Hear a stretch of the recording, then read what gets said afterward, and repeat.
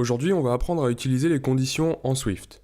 Donc si tu ne me connais pas, rapidement je me présente. Moi c'est Quentin du site développeurlibre.com et j'ai créé ce site justement pour t'aider toi à développer des applications iOS en partant de zéro. Donc qu'est-ce qu'on va apprendre dans cette vidéo?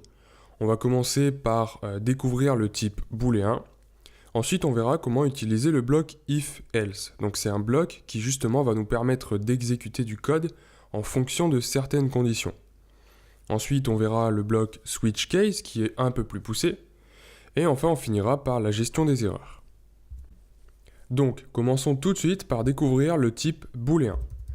Le type booléen, comme on l'a vu précédemment, c'est un type qui va pouvoir prendre deux valeurs, soit vrai, soit faux.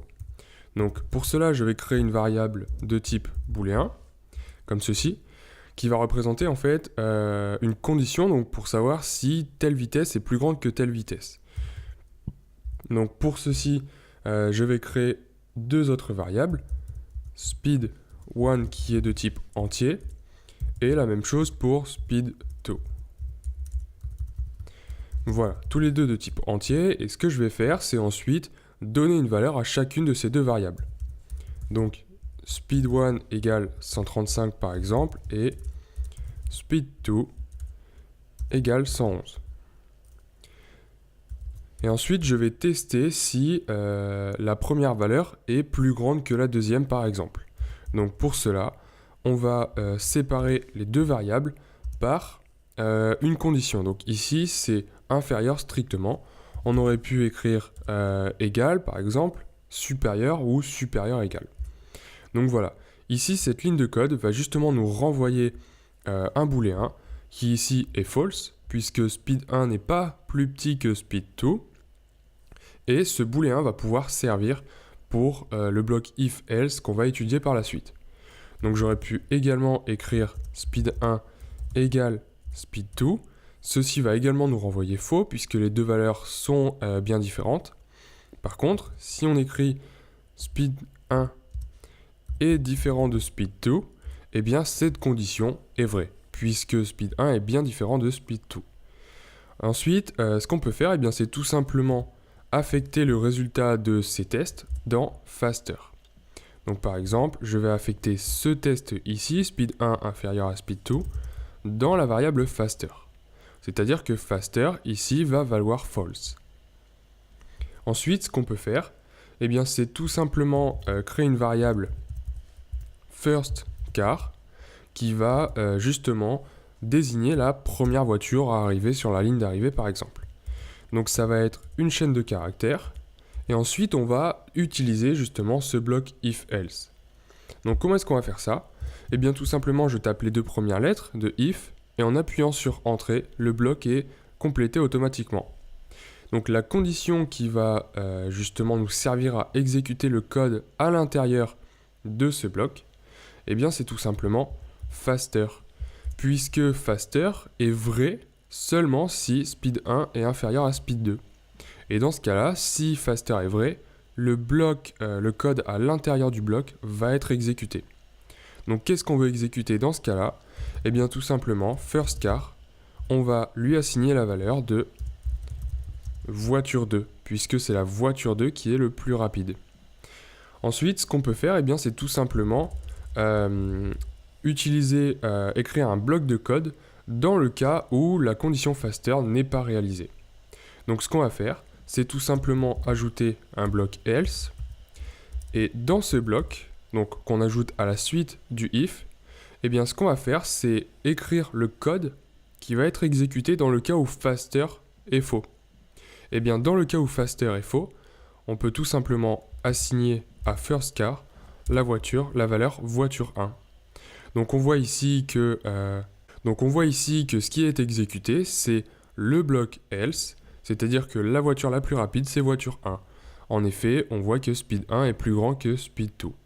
Voilà, donc ça, c'est le bloc if-else qui nous permet d'exécuter des conditions, des codes, en fonction de certaines conditions.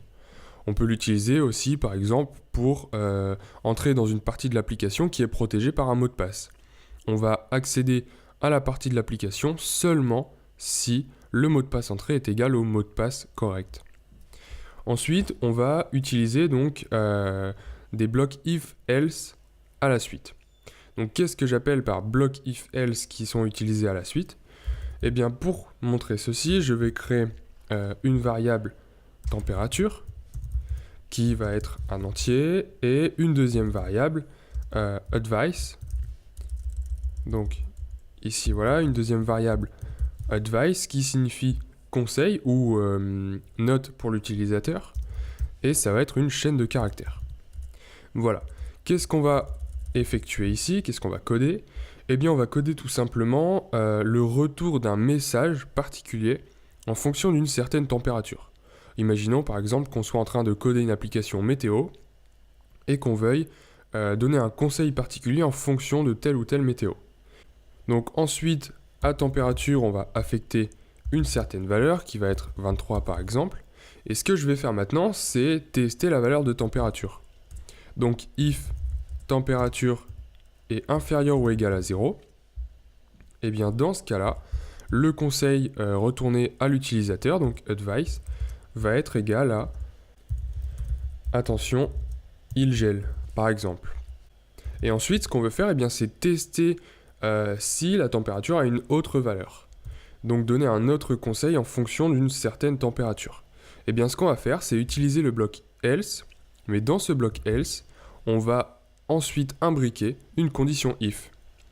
Donc ici je vais réécrire une condition, et dans cette condition, alors la condition on peut la mettre entre parenthèses ou sans parenthèses, ça va rien changer. Et la deuxième condition, par exemple, ça va être température supérieure strictement à 15. Et dans ce cas-là, le nouveau conseil donné à l'utilisateur, ça va être par exemple temps agréable pour sortir. Voilà, et ce qu'on veut faire, eh bien, c'est donner un conseil par défaut si la température n'est ni en dessous de 0, ni au-dessus de 15. Et dans ce cas-là, on pourra finir notre bloc if, else par le bloc else. Et ce code-ci va être exécuté si aucune des conditions précédemment écrites n'a été vérifiée. Donc si température n'est ni en dessous de 0, ni au-dessus de 15. Et dans ce cas-là, advice, ça va être tout simplement sortez couvert. Voilà. Et ce qu'on voit ici, c'est que c'est le deuxième conseil qui a été appliqué. Donc, puisque température n'est pas inférieure à 0, mais qu'elle est supérieure strictement à 15, eh bien, ce code-ci est exécuté. Celui-là ne sera jamais exécuté et celui-là non plus. Par contre, si je change la valeur de température, on voit que c'est le premier advice qui a été, le premier bloc de code qui a été généré. Donc maintenant, ce qu'on peut faire, on voit ici en fait qu'on peut utiliser une infinité de if, else, imbriqués. Mais cette manière de coder n'est pas très utile et assez désagréable à implémenter. Et justement, il y a une autre syntaxe qui nous permet de tester plusieurs valeurs en même temps au lieu de faire des blocs else if imbriqués. Et bien ce qu'on va faire pour cela, c'est créer une variable note, donc qui va représenter par exemple la note d'un étudiant, une deuxième variable comment, et cette variable va être une chaîne de caractères et ça va être en effet le commentaire qu'un professeur aura mis sur la copie de l'élève. Donc ce qu'on va faire, c'est justement, donc premièrement on va affecter à note une certaine valeur, 12 par exemple, et ensuite ce qu'on va faire, c'est utiliser le bloc switch case pour justement tester plusieurs cas de notes et donner un message différent en fonction de la note. Donc comment est-ce qu'on utilise le bloc switch case? Donc premièrement, on peut taper les 3 premières lettres de switch, appuyer sur entrée, et Xcode nous complète automatiquement la syntaxe. Ici, dans ce premier cadran en bleu, value, ça va être tout simplement la variable à tester. Donc ici, on veut tester la valeur de note. Donc, tout simplement, on va entrer note. Et ensuite, dans case, eh bien, ça va être quelle valeur on veut que note soit égale pour exécuter ce code. Donc ici, on veut que note, par exemple, soit compris entre 0 et 5. Ici, cela représente un intervalle, on l'a déjà vu dans les vidéos précédentes. À ce propos, je t'invite à faire un tour sur la chaîne si tu n'as pas vu les vidéos précédente à celle-ci, puisqu'il y a quelques conseils qui sont très utiles dans ce tuto. Et ce qu'on va faire donc, dans le cas où note est compris entre 0 et 5, eh bien on va tout simplement affecter à comment un message qui est pas terrible, par exemple. Voilà. Et ce qu'on va faire, c'est copier ce case ici. Donc soit on peut le copier, soit tout simplement ajouter case et le deuxième intervalle qui va être vérifié. Donc 6 jusque 10 par exemple. Voilà, on voit également que Xcode ajuste automatiquement les indentations. Et dans ce cas-là, comment va être égal à peut mieux faire. Voilà, donc ce qu'on peut faire, c'est faire ceci pour tous les cas restants. Donc ça va être par exemple entre 11 et 15, et entre 16 et 20. Voilà, et ensuite on change les commentaires, donc pas mal du tout. Et puis pour le dernier commentaire, excellent. Voilà, donc ça c'est une manière de tester plusieurs valeurs. On voit en fait ici qu'on aurait pu utiliser différents if, else if, else if, else if et else pour implémenter le même code, donc le même code aurait été généré. Sauf que bien sûr ça nous prend beaucoup plus de place. Et ici on peut également tester des intervalles de code.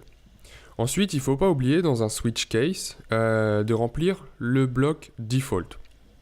Le bloc default, en fait, c'est celui qui va être exécuté si aucun des cas précédents n'a été vérifié. Donc en gros, si note n'est ni entre 0 et 5, ni entre 6 et 10, ni entre 11 et 20. Donc en gros, si la note est inférieure à 0 ou supérieure à 20.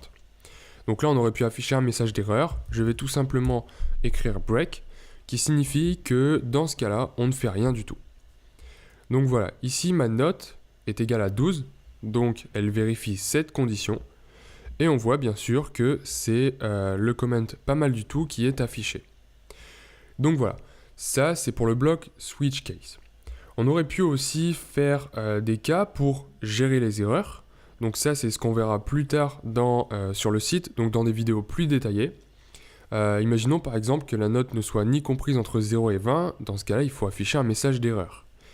On aurait pu également améliorer le bloc switch case pour que les notes qui soient des nombres réels, donc imaginons ici que j'écrive 12,5, donc il faut juste changer ça en flottant. Imaginons cette fois-ci que la note soit égale à 10,5, elle va ni être comprise dans ce bloc-là, ni dans ce bloc-là. Et en fait, ça va être le cas default qui va être exécuté, donc aucun des messages ne va être affecté dans la variable comment. Donc voilà, ça on le verra plus tard et je t'invite à faire un tour sur le site développeurlibre.com, le lien est dans la description, si tu veux en apprendre plus sur justement comment gérer ces cas et améliorer le bloc switch case. On verra également sur le site ce qu'on appelle les déclarations de transfert, donc ce qui va justement nous permettre de se balader entre guillemets dans les blocs, donc de pousser encore plus loin la manière de gérer ton code et de gérer les conditions. Sur ce, je voudrais terminer avec une citation de Steve Jobs. Le temps est limité, alors ne le gâche pas en menant une existence qui n'est pas la tienne. Sur ce, je te dis à très bientôt, et en attendant, on se retrouve sur le site du Développeur Libre.